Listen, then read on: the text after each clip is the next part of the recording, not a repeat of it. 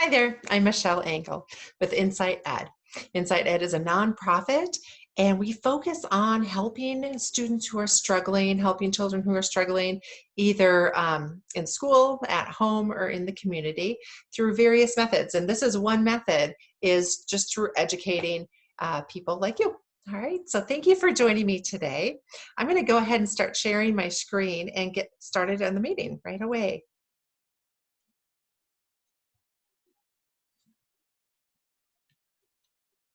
Here we go. We're going to talk about effective accommodations today. So accommodations are things that you do to kind of level the playing field for students who have disabilities. There we go. Sorry. There we go. Oh my goodness. Okay, it's not letting me do that. Sorry, little technical issues here. Wow. All right, I'm just going to kind of skip to the next one and hope that that works. Okay.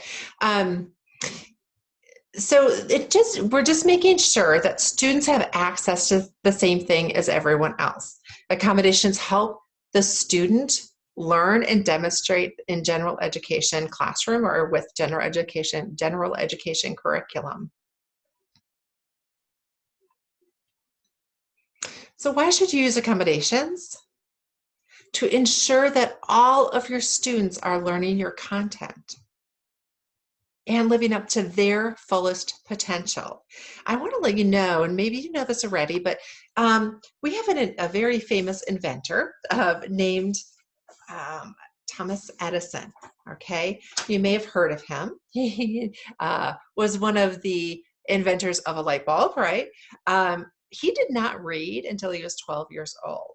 So imagine one of your students right now, imagine not a student you actually have, okay? Just imagine some student coming into your classroom who is struggling with reading and might have a brain like Edison's and just having difficulty getting that information out, okay?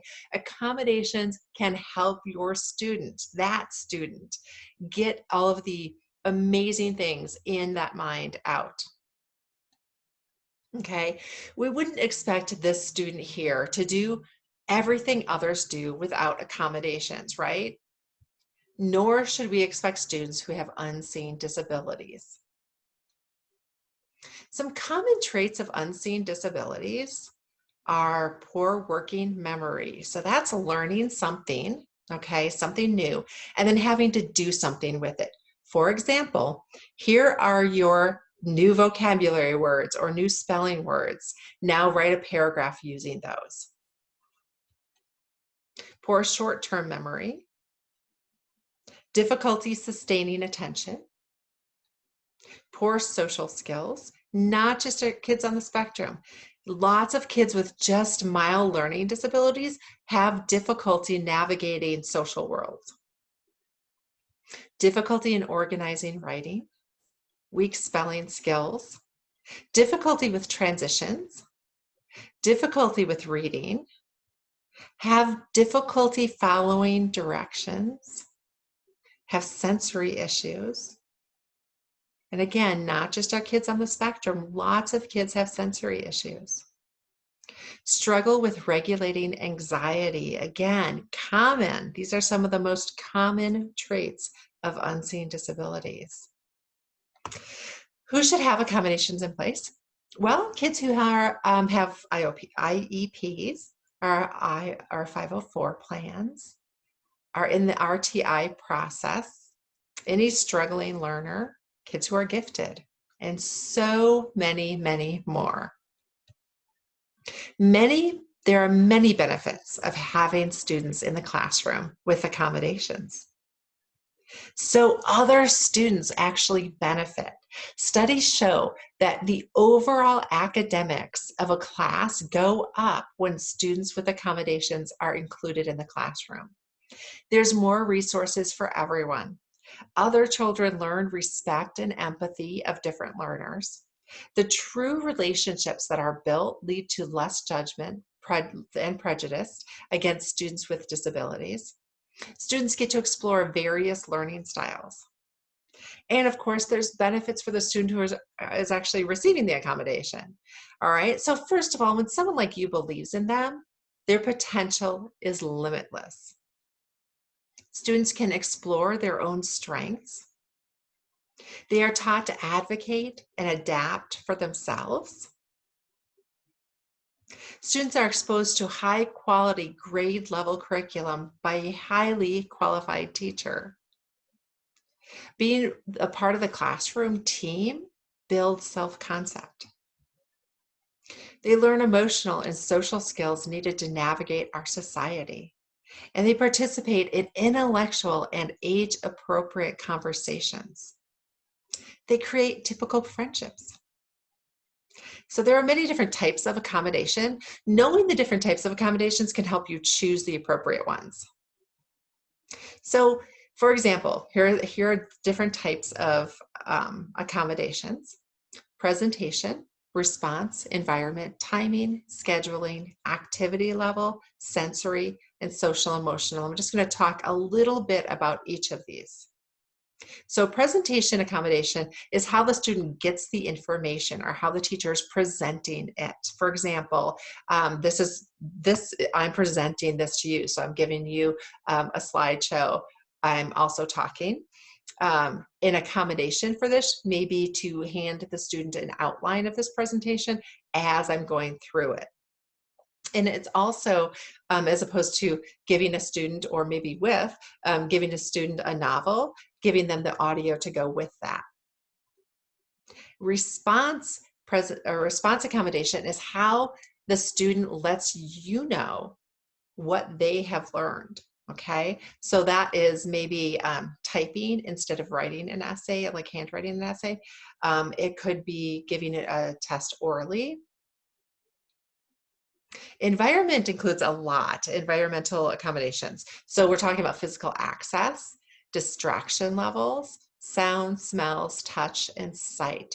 So for example, a student who is hard of hearing, an accommodation for the environment may be to seat them away from the blowers that bring in heat or cool air into the classroom. Those can be really distracting, the sound. You might think of a student who in the environment maybe has some anxiety. Maybe they should be sat at the back of the classroom so that they can see everyone in front of them and feel a little more secure that way. Timing is just the length of timing something might take. Really common accommodation here is time and a half or extra time to complete something. Scheduling, when during the day an activity takes place. So think of sensory diet, maybe, every half hour the student gets some sensory input. Scheduling could be when during the day the student takes a test. It could be, even if we're talking about physical accommodations, it could be when to take medications, things like that. Activity level, I like to think of activity level as an accommodation in two different ways. So one is how the student feels inside. So think of a student who is maybe really lethargic by the afternoon. And so that activity level, we need to address that. Maybe get them up moving so that they are more engaged and more awake. And also the amount of chaos around the student. Okay, activity level of the classroom. Some classrooms are really quiet and some classrooms are really active, and those can affect students in different ways. And so we want to think of accommodating needs in this time too. Sensory accommodation. Consider the five senses: vision, hearing, touch, smell, and taste. Believe it or not, totally had a student who was super sensitive to smell. And so I didn't meet with him after lunch because I usually, when I was teaching, I would eat in my classroom like most teachers do. As I'm working, I'm eating. And the smell of my food just repulsed him. I didn't say anything else. I didn't wear perfume. It was a serious sensory issue for him. So sensory is also the inner workings, dealing with how the body balances and perceives what's around it. I did work with a student who kept on falling out of his chair. He was a third grader, and the teacher thought that it was a behavioral issue. He was trying to get attention or something. He would just fall out of his chair. And after talking with the occupational therapist, who was amazing, she said, I think that he is having some issues with knowing where his body is. And so even after sitting in his chair for several minutes, he lost a sense of where his body was and he would fall out. And so as an accommodation, we had a weighted lap pad that he could put on his lap when he wanted to. And then also one around his shoulders, and it helped him, help him learn where his body was in space. And social and emotional accommodations too. This is the way a student perceives themselves, interacts with others, and deals with their emotions. This includes self-esteem, of course. Always, I love to include in any document that I'm writing, which includes accommodations, a social or emotional, not necessarily social if that's not any, but emotional accommodation. And it usually includes something like, giving the student at least 5 positive statements that are genuine throughout the day or something like that. So choosing and creating accommodations, how do we do that? Well, we start out with really understanding the why. When you're thinking about a student or a child of your own, why are they struggling? Okay, you have to understand that before even, the first step in creating accommodations. So walk in your students' shoes. You can literally sit in their desk and think, okay, let's go back to those um, common traits that students struggle with who have issues, right? Learning issues. So let's think of like poor working memory. Okay, put yourself in their shoes. Poor working memory might mean you've just given a lesson, you just taught something, and they may have just learned it and appeared to really have learned it. And then 30 minutes later, it's like brand new. They cannot remember how to do this thing. Ask the student. Okay, this is the most important thing. Just ask the student, hey, think about your stay in school. What part is most difficult? What don't you like? And then interpret that. You can do this at all age levels. Interpret that as something that's truly a disability, because kids really don't, strive to fail. They're trying. So ask them what is difficult and then work your accommodations around that. Think purpose in each lesson. In today's teaching, everything you say is super important. Everything you are teaching is super important. And there's so much packed into a day.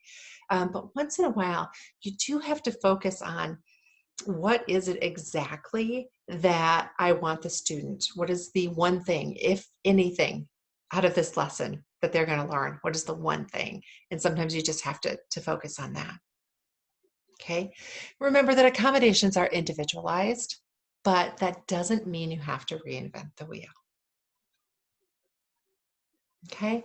And then we need to evaluate the effectiveness of our accommodations once we've chosen them. Okay. Or if you're the person who a student has come in and they already have the accommodations, think about, are those accommodations being used? Well, first of all, it's hard to evaluate the effectiveness of accommodation that's not being used. So, think about that, right? It needs to be used.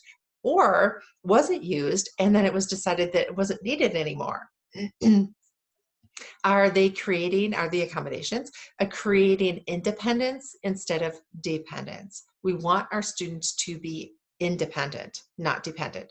And so going back to that why, making sure that you're evening the playing field or leveling the playing field so that students with accommodations can access your curriculum, okay, but not creating dependence on the accommodation. Now, these accommodations, remember, are things that may be in place for their whole life, and that's fine, but they are going to have to use them and utilize them independently on their own at some point. Okay. And then, is the student making more academic or behavioral gains? If you're sitting around or you're doing grades and the student is continuously getting Fs, then the accommodation isn't effective. This student should be making the same grades as most of as his or her peers, and so I'm not saying they have to be getting straight A's, but if that's their ability level, they should be. Okay, so with some effort on their part and good accommodations, they should be able to strive and really live to their potential.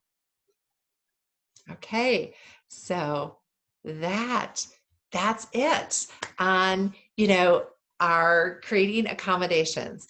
Please stay in touch with me. Thank you for joining me today. Feel free to call, to email. My information is on the website on insighted.com, sorry, insightedco.com.